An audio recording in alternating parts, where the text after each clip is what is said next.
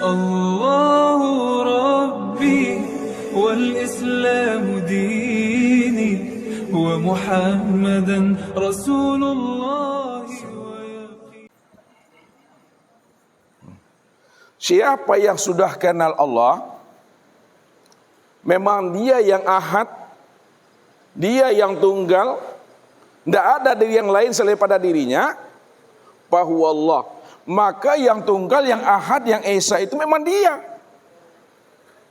Kalau kita sudah paham, yang tunggal, yang ahad, yang esa itu hanya dia. Man arafallah kala lisanahu. Man arafallah kala lisanahu.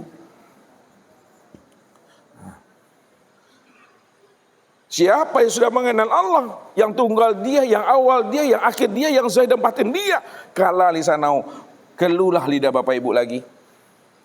Kata yang tiada terkatakan, sesuatu yang sudah terang, sesuatu yang telah jelas, sesuatu yang telah wujud, diterangkan juga lagi, dibahas juga lagi, makin tak jelas lagi maknanya. Kenapa makin tidak jelas lagi maknanya? Lain yang disebut, lain pula nanti yang ditunjuk.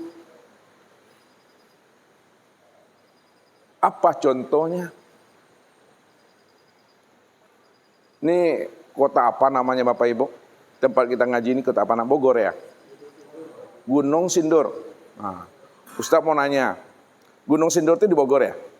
Ya. Pertanyaan Ustaz sama Bapak Ibu, coba beritahu sama Ustaz. Ustaz tidak paham nih Bapak Ibu. Tunjuki sama Ustaz, mana yang dikatakan Gunung Sindur itu Bapak Ibu. Bapak Ibu kan tidak paham Gunung Sindur tuh. Coba kasih tahu sama Ustaz, terangkan sama Ustaz Gunung Sindur tuh yang mana. Ah, itulah yang membuat panding aku tuh. Kalau Bapak Ibu udah paham Gunung Sindur itu di mana, kita duduk di sini. Bapak Ibu terangkan juga lagi sama Ustaz, Gunung Sindur itu ini Ustaz, nah ini karpet nih, dinding, akhirnya gini-gini lagi itu, termasuk Bapak Ibu Gunung Sindur. Jadi kalau kita sudah paham Gunung Sindur, cukup dipandang, cukup dilihat, jangan disebut, jangan dijelaskan, apalagi ditunjuk-tunjuk. Dilihat boleh, dipandang boleh, dinikmati boleh, disebut jangan, apalagi ditunjuk-tunjuk Bapak Ibu. Lain yang ditunjuk, lain pula nanti yang disebut. Lain yang disebut, lain pula nanti yang tertunjuk. Makna yang sebenarnya, kalau Bapak Ibu sudah mengenal Allah dengan pengenalan yang sempurna zahir dan batin, karena dia cuma satu-satunya yang ada dan tidak ada diri yang lain selain pada dirinya. Dia amat sangat terang dan jelas. Lalu Bapak terangkan dan Bapak Ibu jelaskan juga lagi, maka makin bingung Bapak Ibu itu. Tidak bisa lagi ditunjuk, tidak bisa lagi dijelaskan. Sebab apa? Lain nanti yang dijelaskan, lain pula nanti yang ditunjuk. Yang dimaksud Allah, yang ditunjuk tangan, kepala. Ini maksudnya. Kalau kita sudah mengenal Allah, sulit bagi kita untuk menerangkan tentang Allah. Makanya orang kasab, orang arif billah, sulit bagi dirinya menceritakan tentang Allah. Kenapa sulit bagi dirinya menceritakan tentang Allah? Sebab kalau disebut dengan kata-kata, berbeda maknanya nanti yang ditunjuk itu. Jadi cukup disadari, cukup dipahami, dipandang, dilihat, dan dinikmati. Jangan dijelaskan, apalagi ditunjuk-tunjuk. Disitulah kuncinya. Kesempurnaan orang arif billah, kesempurnaannya orang yang kasab, kesempurnaannya orang yang makrifat itu adalah kala lisanahu. Diam, berhentilah di situ lagi. Ini diam. Atau berhenti, atau bahasa Nabi keluh lidah, keluh lidah. Jangan dijelaskan juga lagi. Di sinilah Allah jelaskan kepada kita. Antakulu alallah ma la ta'lamun. Haram bagi kamu bercita tentang diriku Padahal kamu belum mengenal siapa aku yang sebenarnya. Orang yang mengenal Tuhan saja tak bisa dia menerangkan tentang Tuhan. Apalagi yang belum kenal Tuhan, lalu dia bercerita tentang Allah.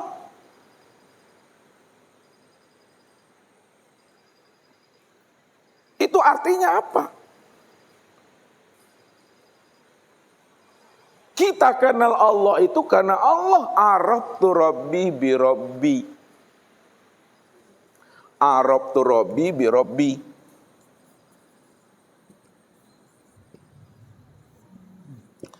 Aku kenal Allah karena Allah, aku kenal Tuhan itu karena Tuhan.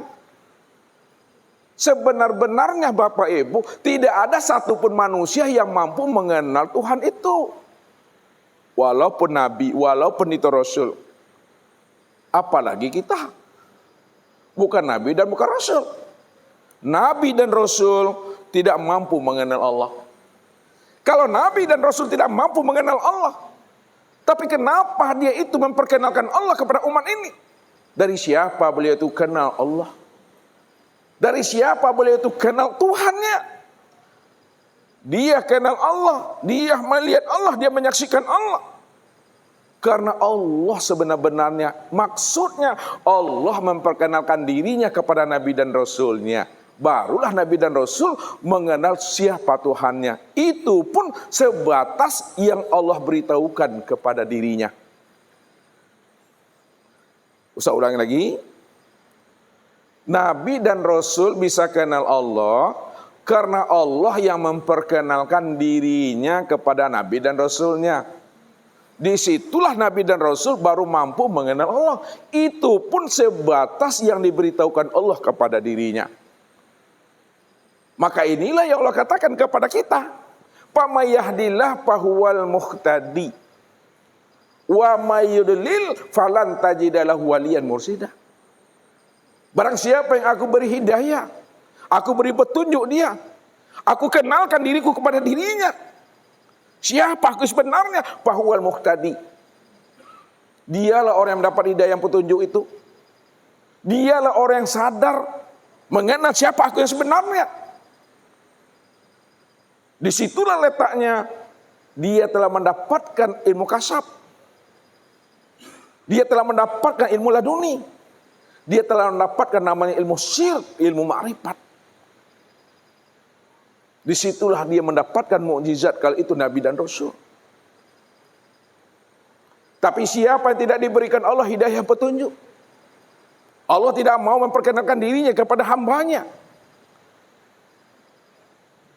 Maka kemanapun dia pergi untuk mencari dan menemui aku, maka tidak ada seorang pun manusia yang mampu mengenal akan diriku walaupun wali mursyid sekalipun. Karena wali mursyid sesungguhnya itu adalah aku, kata Tuhan. Wali mursyid yang sebenar-benarnya adalah Allah. Kalau wali mursyid itu tiada lain adalah Allah, maka Allah lah sebenar-benarnya yang memperkenalkan dirinya kepada hambanya yang dia kehendaki. Barulah kita situ bisa mengenal Tuhan.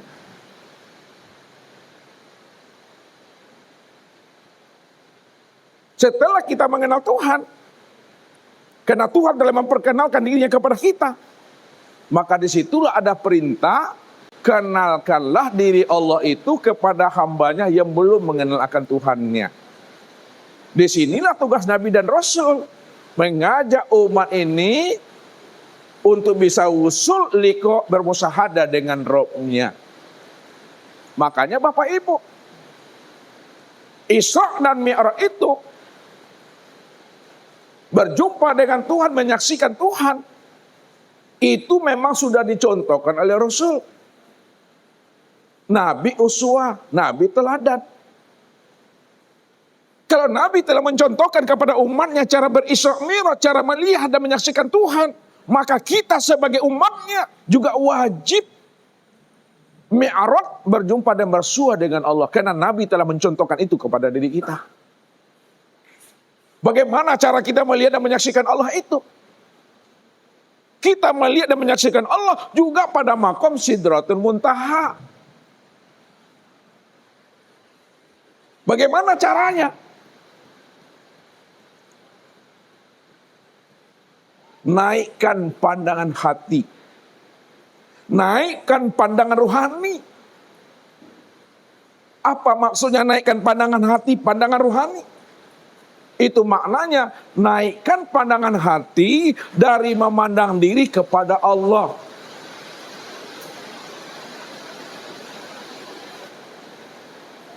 Makanya Mi'raj itu maknanya adalah naik.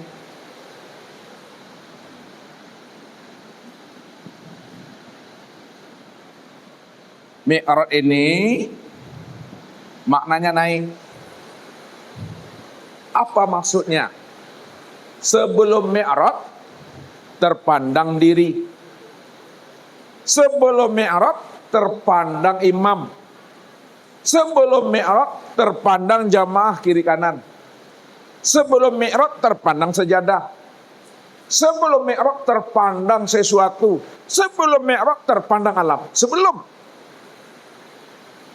Tapi ketika sudah Mi'raj,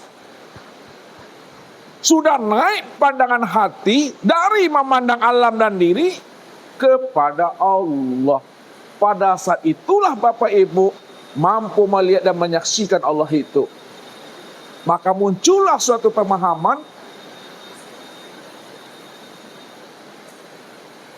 melihat dan menyaksikan Allah itu. Lenyapkanlah sekalian alam dan diri dalam pandangan hati, maka nyatakanlah Allah yang wujud semata-mata pada alam dan pada diri. Inilah yang disebut namanya Mi'raj, duduk pada maqam Sidratul Muntaha. Naikkan pandangan hati dari memandang diri kepada Allah. Bahasa torikatnya, lenyapkan alam, hapuskan alam dalam pandangan hati, maka nyatakanlah Allah yang wujud pada alam dan sempurna pada diri. Itu yang Mi'raj. Disitulah rahasianya. Bapak Ibu, Mi'raj setiap waktu, setiap menit, setiap detik, setiap harinya Bapak Ibu. Maka apa Rasul katakan kepada kita? Man talabal maula bi ghairi nafsi faqad dolalan ba'ida. Barang siapa yang mencari Tuhan, ingin menemui Allah, ingin berliku dengan Allah, lalu dicari dan ditemuinya Allah keluar daripada dirinya, faqad dolalan ba'ida. Pasti dia berada pada kesesatan yang sangat jauh. Jadi mencari Allah, menemui Allah itu pada diri, jangan keluar diri. Kalau Bapak Ibu mencari Tuhan, ingin berjumpa Allah keluar diri, maka Bapak Ibu berada pada kesesatan yang sangat jauh Bapak Ibu. Makin jauh sesatnya kita. Maka jangan dikira Bapak Ibu, Tuhan di langit, kita di bumi. Ini kita, ini Allah, kita di bumi, Tuhan di langit, Allah gini ya. Apa seperti itu Bapak Ibu? Tidak seperti itu. Ini yang Ustaz maksudkan tadi. Pertemuan kita dengan Allah itu pertemuan dalam satu wujud. Itu maksudnya. Karena Allah cuma yang wujud satu-satunya, maka kita bertemu pada wujudnya. Mana inilah dia pada diri sendiri. Kalau satu wujud, satu rupa, itulah rupa daripada wujudnya. Itulah nama daripada wujudnya. Itulah rahasia daripada wujudnya yang disebut namanya insan. Jadi jangan kita mencari Tuhan itu keluar diri Bapak Ibu. Kalau kita mencari Tuhan keluar diri, maka tidak akan pernah Bapak Ibu bersobok Bapak Ibu. Contoh senter. Senter nih Bapak Ibu.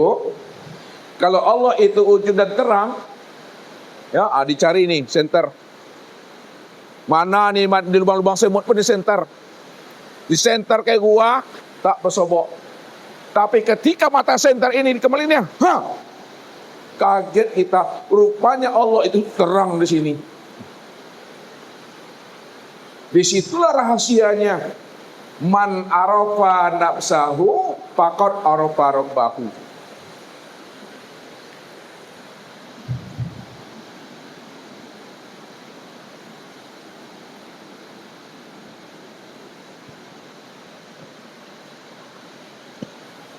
Man arafa nafsahu. Siapa yang kenal dirinya? Pakot arop bahu. Pasti dia kenal akan Robnya. Kalau memang kita ingin mencari Allah, ingin menemui Allah pada diri, mana yang diri kita?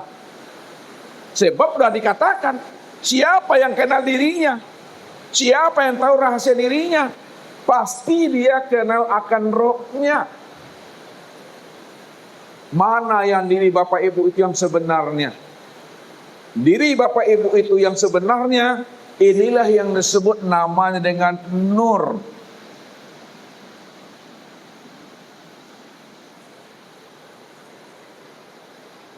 Diri Bapak Ibu yang sebenarnya adalah nur. Kalau diberi nama, namanya Nur Muhammad.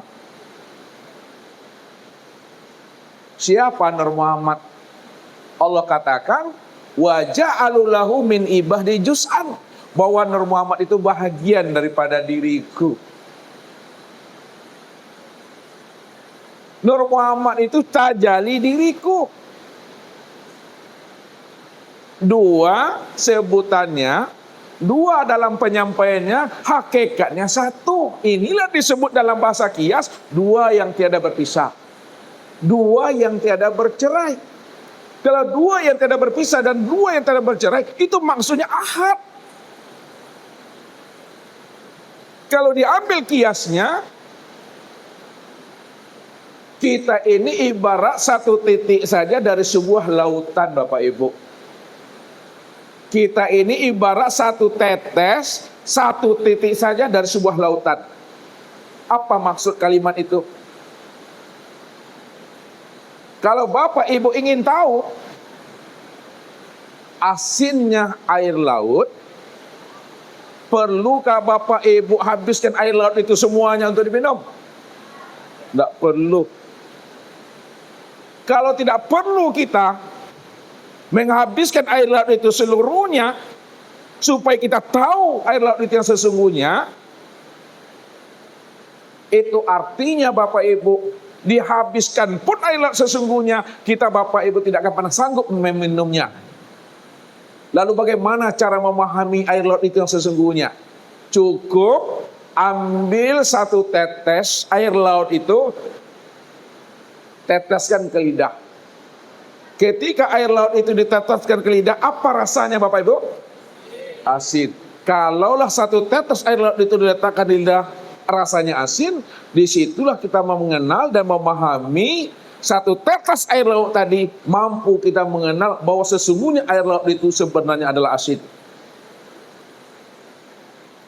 Taunya kita asin air laut itu karena setelah kita teteskan satu tetes air laut itu. Makanya dikatakan satu tetes air laut itulah yang dikatakan bahagian daripada air laut. Di laut, satu tetes ini itu adalah bahagian daripada air laut ini.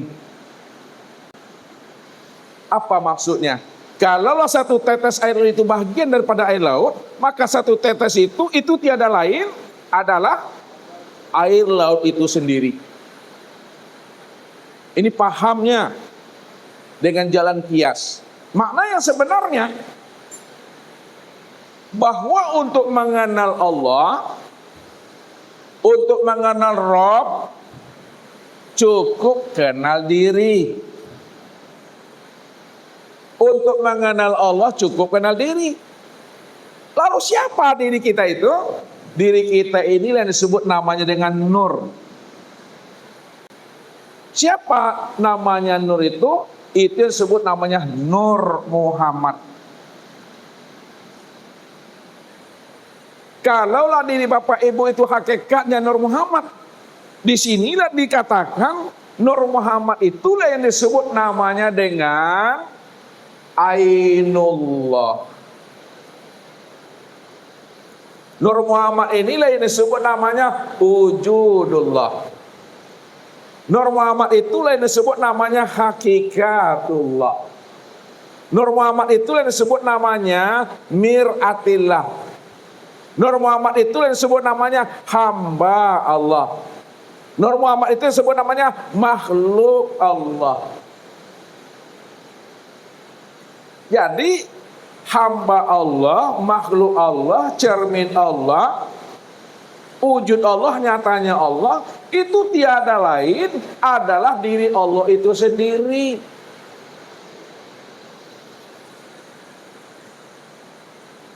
Itulah rahasianya. Muhammad itu adalah sifatku. Muhammad itulah kezohiranku. Kalaulah Muhammad itu adalah sifatku, akulah zatnya. Itu artinya Muhammad itulah sifat Allah, Allah itulah zatnya Muhammad.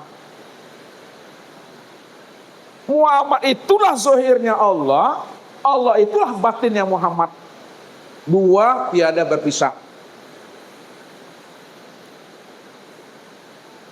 Dua tiada berpisah. Contoh,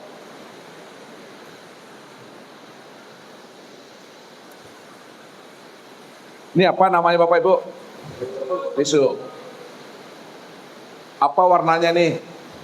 Putih. Pertanyaan Ustadz, kalaulah ini tisu warnanya putih, apakah yang putih ini tisu? Apakah yang putih ini tisu? Halo? Tidak. Kalau putih ini bukan tisu, lalu putih ini apa bagi tisu nih? Hah? Kenapa putih ini disebut sifat? Karena putih ini adalah warna. Kalau putih ini adalah warna, maka putih itu adalah sifat. Putih ini adalah sifat. Kalaulah putih ini adalah sifat daripada tisu, ya, itu artinya tisu dengan putih, putih dengan tisu tidak pernah berpisah cerai dia. Berpisahkah tisu dengan putihnya? Tidak pernah. Kalau tidak berpisah, mana yang zatnya, mana yang sifatnya Pak Ardi? Itu dia. Zatnya adalah tisu, sifatnya adalah putih. Zat itulah yang bernama Allah, sifat itu yang bernama Muhammad. Maka tidak berpisahlah Allah dengan Muhammad. Kalau tidak berpisah Allah dengan Muhammad, tidak bercerai Muhammad dengan Allah, maka Muhammad itu zohirnya Allah, Allah itu batinnya Muhammad. Muhammad itu sifatnya Allah, Allah itu zatnya Muhammad. Itulah maksudnya dua yang tidak berpisah itu. Nih. Jadi diri Bapak Ibu itu adalah nur.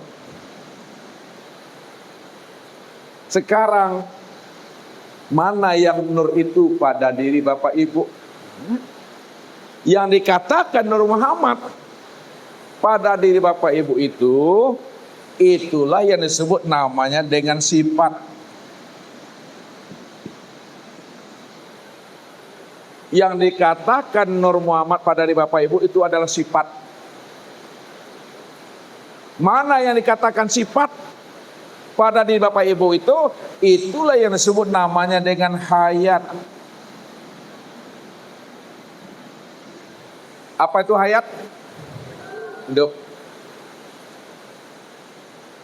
Setiap nama ada orangnya. Setiap sebutan ada wujudnya. Kalaulah Nur Muhammad itu adalah sifat, sifat itu adalah hayat. Mana yang dikatakan hayat pada di Bapak Ibu? Yang dikatakan hayat pada di Bapak Ibu, itulah yang disebut namanya dengan ruh.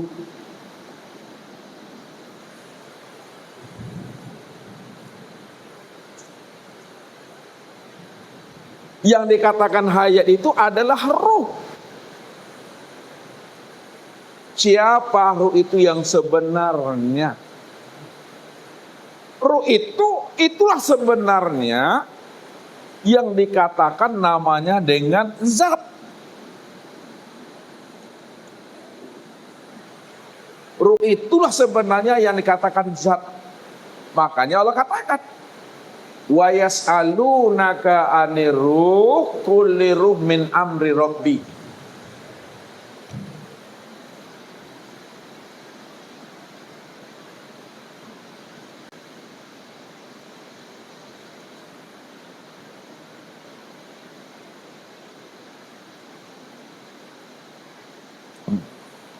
Wa yas'alunaka 'anir ruh, dan mereka bertanya kepada engkau hai Muhammad tentang ruh. Katakanlah ya Muhammad bahwa ar-ruhu min amri rabbi. Ruh itu adalah urusan Tuhanku. Itu terjemah. Maknanya secara hakikat mereka bertanya kepada engkau hai Muhammad tentang ruh. Katakanlah hai Muhammad bahwa ruh itu tiada lain adalah aku.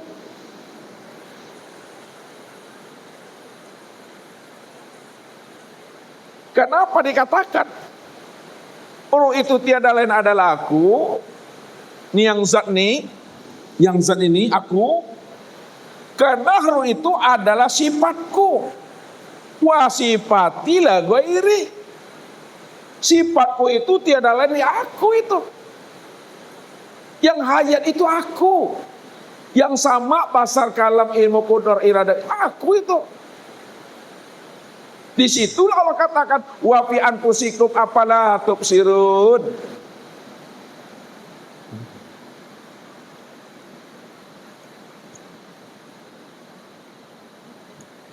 Nah, pada diri kamu kenapa tidak kamu lihat?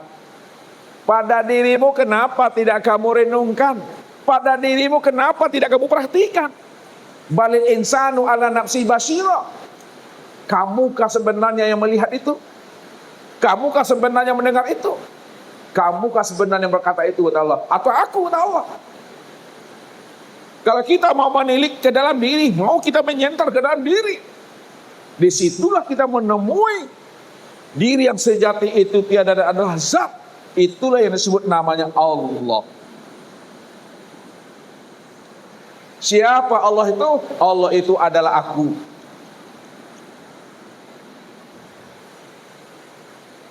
Disitulah dia mengatakan innani anallah.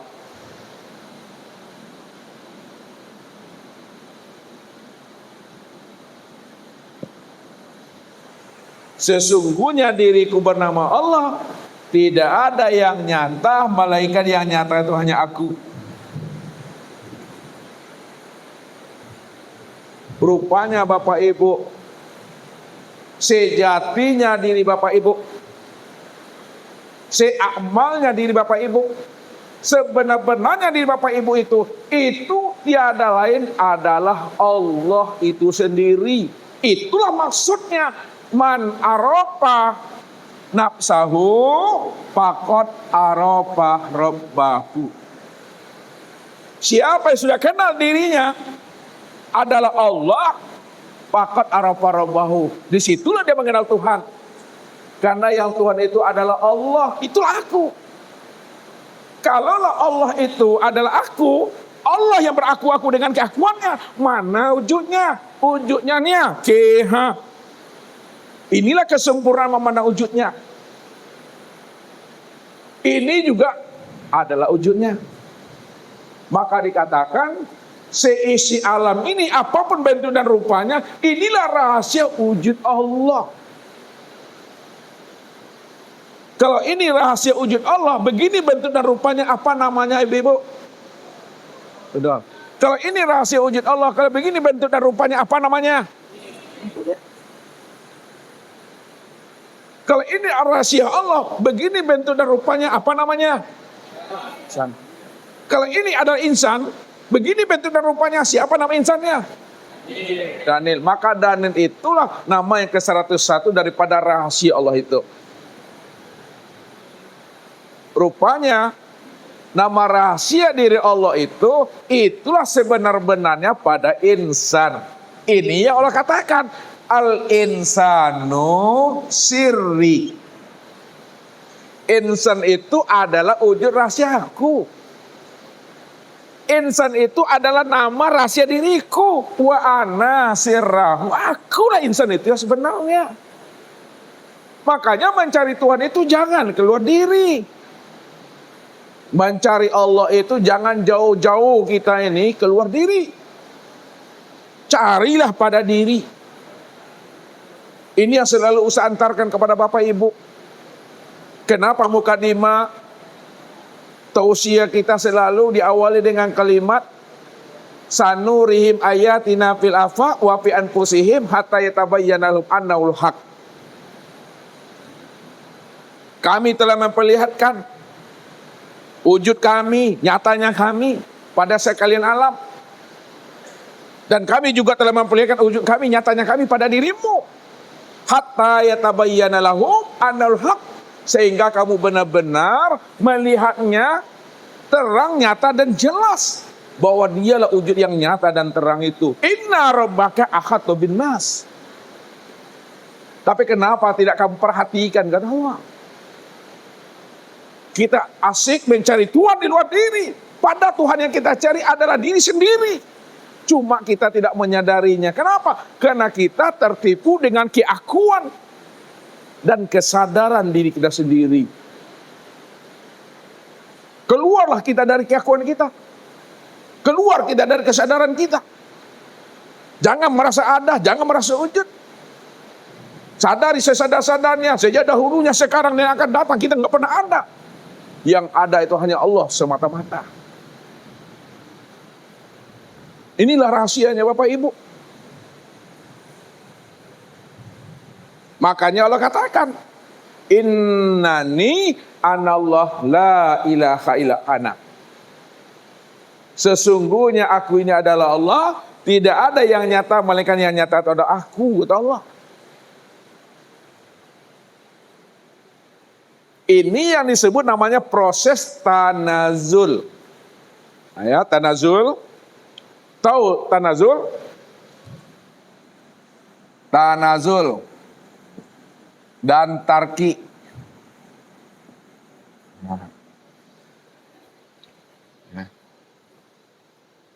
Kalau tanazul memandang dari atas ke bawah. Kalau tarki memandang dari bawah ke atas. Nah, sekarang kita tarkikan dia kembali Bapak Ibu. Siapa aku? Lihat nih tarki namanya. Yang aku itu adalah Allah. Siapa Allah? Yang Allah itu ya zatnya diriku. Siapa zat itu? Pada dirimu itu adalah ruh. Siapa ruh? Ruh itu yang hayat, yang hidup. Siapa tuh yang hayat? Itu adalah sifatku. Siapa sifat? Itu nur. Siapa nur? Nur itu adalah diriku. Makanya man arafa nafsahu faqad arafa rabbahu. Siapa kenal dirinya adalah nur. Disitulah dia kenal akan Tuhannya. Bahwa nur itulah wujud diriku. Akulah itu yang sebenarnya. Maka setelah kita memahami dan menyadari itu, rahasiakanlah diri Allah itu pada diri masing-masing. Jangan dikatakan Allah itu diri Bapak Ibu. Jangan dikatakan diri Bapak Ibu itu Allah. Ya. Contoh. Ibu-ibu tahu namanya lontong? Lontong tahu? Pertanyaannya, beraskah yang menjadikan lontong atau beraskah yang jadi lontong? Satu dulu, beras yang menjadikan lontong atau beras yang menjadikan lontong atau beras yang jadi lontong? Beras yang jadi lontong.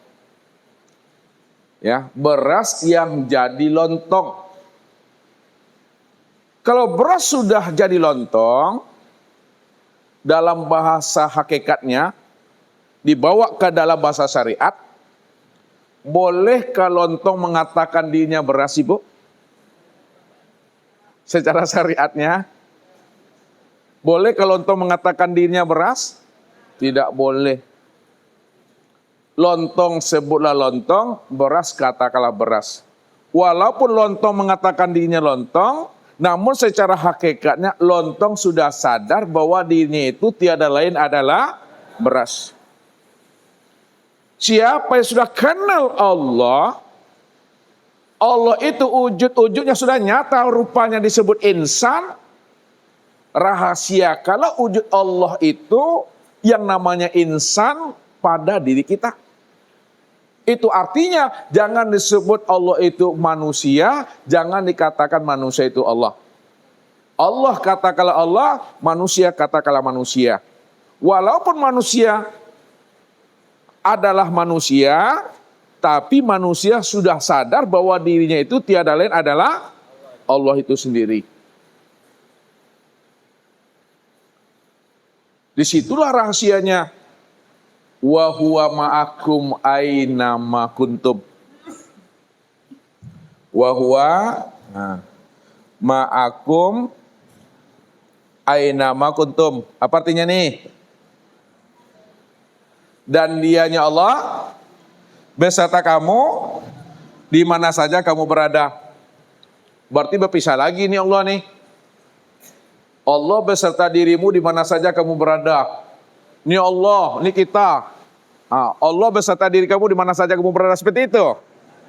Bukan seperti itu maksudnya Bapak Ibu. Lihat, ini usah antarkan dengan kias dulu. Kias. Allahu Rabbi wal Islamu dini wa Muhammadan Rasulullah.